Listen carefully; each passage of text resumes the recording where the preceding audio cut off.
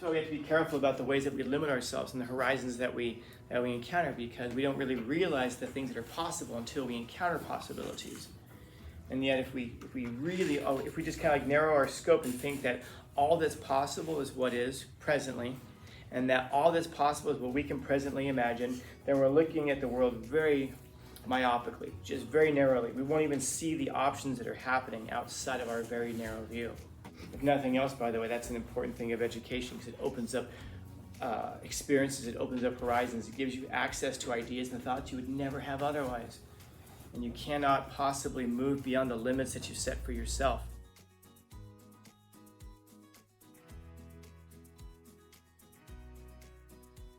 And she was saying that one of her first memories was going with her mom on Valentine's Day looking for her dad's car, because she knew that her dad was out with somebody else on Valentine's Day.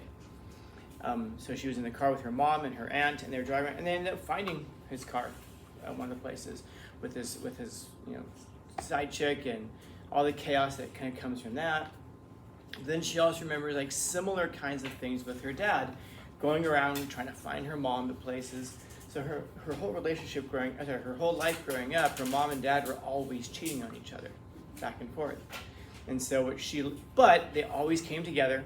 They always had the family. It was her. I think she had 2 brothers. I feel like there might have been another sibling, but I know she had 2 brothers. But that was what she kind of grew up in. That they'd be arguing, fighting, chaos, and then they would come together, and then they would love each other for a little while, and then the chaos would start up again. So in her mind, that's what a relationship was. And she said, everybody cheats. Everybody cheats. Your job in the relationship is to catch them.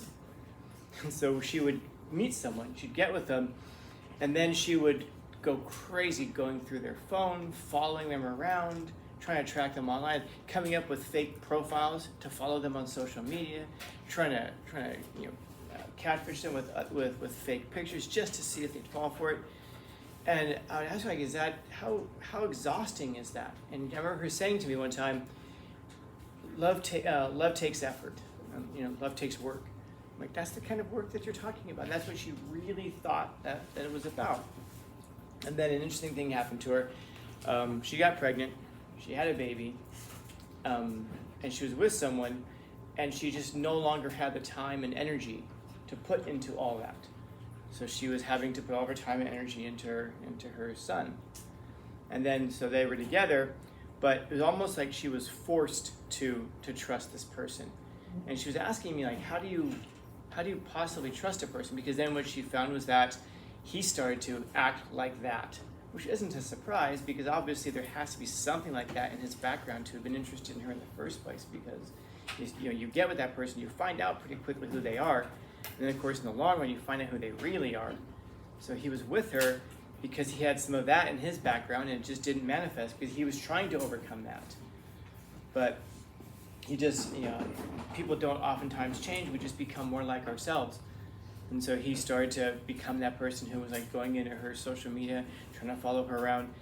And she was telling me, one of the last time I talked to her, she was saying that she finally understood the kind of absolute hell that she put people through in her relationships and why they all ran away from her, because that's how she was feeling about this person. They ended up sharing social media accounts, doing one of those like combined things. That whenever you see that, something terrible is in the background of that couple. But the point is that to her, that was just like Tuesday. What I'm describing for people is just, and by the way, it wasn't just cheating, it was also, of course, physical abuse in her family. So for her, that was normal. And I remember her one time telling me that people fight, because she told me that she would have to pick a fight with her boyfriend like every day about something if he didn't. I'm like, you want to fight every day? And she was serious. She's like, every single day there has to be some kind of a problem. And she just said that because that's what a relationship is, it's overcoming problems. She really thought that was the whole of a relationship. What defined a relationship was overcoming problems. You had good times with your friends, and then you had like chaos, whirlwind, and hell with your significant other. And she genuinely thought that this was normal until she started to have to focus on her baby. And then, interestingly enough, she realized that a lot of it had to do with the television and the media that she was consuming. Of Of course, she was drawn to things that were like soap operas and things that were chaotic that kind of reinforced her worldview. And then she kind of went away from that. Crazy thing is that she was a preschool teacher. Yeah. And she told me some other really messed up thing. Like there was a little girl that I remember her telling me that the little girl came into to school one day and was telling her, and this is like all part of her like figuring out her life stuff. This little girl came into her one time and said, and was doing like the whole, toe twist. It was like, I'm ugly. And she was like, what do you mean you're ugly? And she was telling me, she's like a little preschool girl. So what do you mean you're ugly? You're not ugly. And she says, yes, I am. My daddy tells me. Yeah. And you're like, and then she was like, oh, you mean he's joking with you? No, turns out that daddy would tell her all the time how ugly she was. Can you guess why he thought she was so ugly? She looked like her mother. What's that? She looked like her mother. She looked like her mother. She would tell you, look just like your mom. And him and mom didn't get along. So he put all of that hatred towards mom into the little girl. So what do you think that little girl grows up thinking about herself? Yeah, and she said that's what it really hit her. Like she's just thinking like, oh my gosh, if I don't fix myself, she's gonna be putting all of that into her kid. And she became very aware of trying to change this direction. But if that's your frame of reference, if that's what you think is normal, then it wouldn't ever occur to you to not think that that there was something else going on. It's like, I don't know if any of you guys have ever heard of or interested in simulation theory, if you know what this is. Simulation theory. In short, it's this idea that the world that we encounter right here, that we live in, we think is real. But it's not based on the fundamental level of reality. In other words, there's a world that we live in, and then there's a world that our world is actually based on. And that what we're living in here is actually a computer simulation. Essentially, like we're living in Grand Theft Auto. So the Matrix? Some other. Exactly. That's where the Matrix gets the idea from. And the Matrix actually gets its idea from an ancient Greek philosopher named Plato. He comes up with this story called the allegory of the cave, which we're going to read actually in the third quarter. But in fact, if you watch The Matrix, there's a whole bunch of references to the allegory of the cave.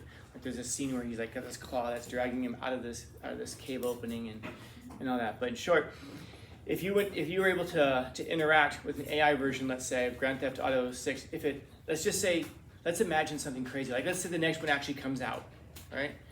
And then you're able to interact with the little NPCs who walk around it, and you were to ask the NPC in a conversation, "Are you real?" The NPC would say, "Yes." What do you mean real? I exist. I can think about myself. I know I'm here, so yeah, I'm real. But we know that Grand Theft Auto is actually based on our world. So we might say this is GTA, but that GTA is actually a simulation of our world. The things living here would never know the difference.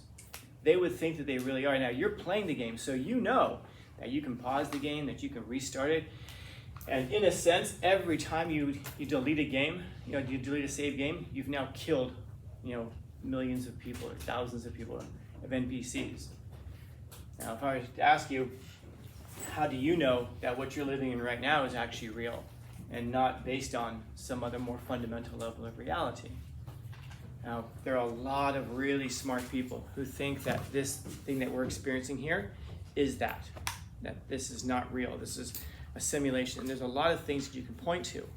There's a lot of evidence all around us.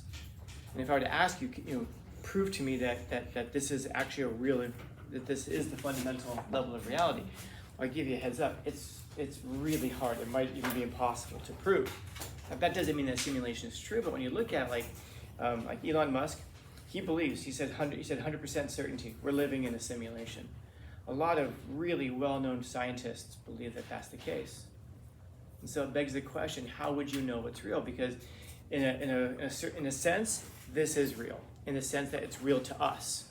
And that might be good enough. If the NPCs who are walking around in GTA, it's real for them. And that might be good enough for them. But we also realize that it's not the fundamental level of reality. What that means calls into question all kinds of things about like free will or whatever. But my point is that there can be illusions that are so strong because it's what we're used to that we can come to think that it's real. Like you took an ant that's crawling across one of the desks and you tried to explain to that ant what's going on in Ukraine right now. the ant would have no idea any concept of anything beyond just its own little plane on this table right now. And so if that's the case, how do we get to anything real? But the point of all of that is that we can believe that anything, no matter how abnormal, no matter how weird it is, we can come to believe that that's normal. And that's the case, like something like that, where you might say, how could this person possibly believe that fighting every day and cheating on each other and arguing is what's normal? Because it is normal to her. It is. It's what she's used to. She would have no idea. She'd have no way of realizing it. The only way that we would realize that we were living in a simulation, there are actually some clues throughout. I don't know if I think it was called like Nautica Random or something like that. If any of you guys heard about this, it was a couple of years ago. In short, there was this app you could get, you still can get it, and you would think about some kind of a question about your life, or you'd ask a question like, hey, where can I find money? Or how do I find the meaning of my life? And then you would, and then this app would give you a random coordinate. And it would be somewhere nearby. So it wouldn't be like, hey, you've got to go to Brazil, to get this. It would be something within like a certain range. And then you would follow the coordinates, and the idea was you'd find the answer to your whatever it was there. So for example, I had a friend of mine who she was dating someone, but she wasn't sure. She's trying to figure it out. Should I be with this person? Should I not? So she did that, and she was like, "You want to go on an adventure?" I was like, "What kind of question is that?" Of course. So we got in her car and we followed the coordinates, and she was trying to again figure out if the person she was seeing was someone she wanted to be with, if that was the person she was supposed to marry. So we followed the coordinates, and it took us to an intersection down in Chula Vista, where at that intersection, one of the street names was the name of the person who she was dating, trying to figure out if that's the person she was supposed to marry. So she's like, what the hell are what are the odds of this? And she didn't say the person's name, like the microphone picked her up. There were cases of people who had YouTube channels and they were doing this. One of them, they said they wanted to find some buried treasure. And they ended up finding a sack of money underneath a pier. In other words, they went somewhere and they said, oh, there was a duffel bag and it had a bunch of money. I can't remember how much it was, $200,000. Now we can look at that and say, that was just like a drug boat that overturned and the money washed ashore. Maybe, probably. But isn't it kind of odd that it was exactly at the coordinates, the thing that they were asking for? And so the whole purpose of this app was not just entertainment. The purpose of it was to figure out if we were living in a simulation. Because if we're living in a simulation, the NPCs can affect the program. They can cause you to have to change the direction that you're walking on the sidewalk just by walking down the sidewalk themselves. In other words, the NPCs can affect the programming. In the same way, the question was, can we interact with the programming of the simulation around us and actually affect it and bring things about, cause the programming to actually bend and give us some of the things that we want? Some of you have heard of I think it's called The Secret, right? You're supposed to speak it out to the universe, the things that you want. And people say when you speak it to the universe delivers. There are things that actually track that, because if it's true that we're living in a simulation, it seems like we should be able to interact with it reciprocally. So there are some ways that we can know, perhaps have some evidence.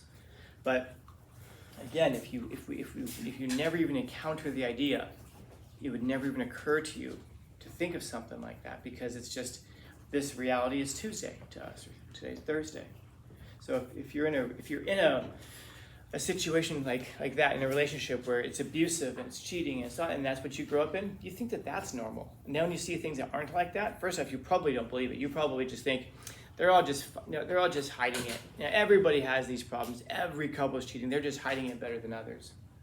Or you think it's so rare if you do encounter it that's all it is. It's like one-off. But the overwhelming majority are this way. And so that's why we have to be careful about the ways that we limit ourselves and the horizons that we encounter, because we don't really realize the things that are possible until we encounter possibilities. And yet if we just kind of like narrow our scope and think that all that's possible is what is presently, and that all that's possible is what we can presently imagine, then we're looking at the world very myopically, just very narrowly. We won't even see the options that are happening outside of our very narrow view. So if nothing else, by the way, that's an important thing of education, because it opens up experiences, it opens up horizons, it gives you access to ideas and thoughts you would never have otherwise. And you cannot possibly move beyond the limits that you set for yourself. Like I think it was in this class we talked about the elephants when they're a baby elephant, and they will chain them to the ground with a stake, and they're too small to pull the stake out. And then as they get older, you just do the same thing, and they can become these big, hulking, massive beasts. And yet one little stake and a rope can chain them to the ground because they never even try to pull the stake out. It never occurs to them that it's possible. You know, it's interesting sometimes to think about the kinds of stakes that we've planted in our own lives that make us think that we can't be better, we can't do more, we can't go beyond possibility, that there is possibility beyond what we presently experience and believe. And so, questions, comments, concerns, complaints, criticisms, critiques? Next period I'm going to talk about the quote.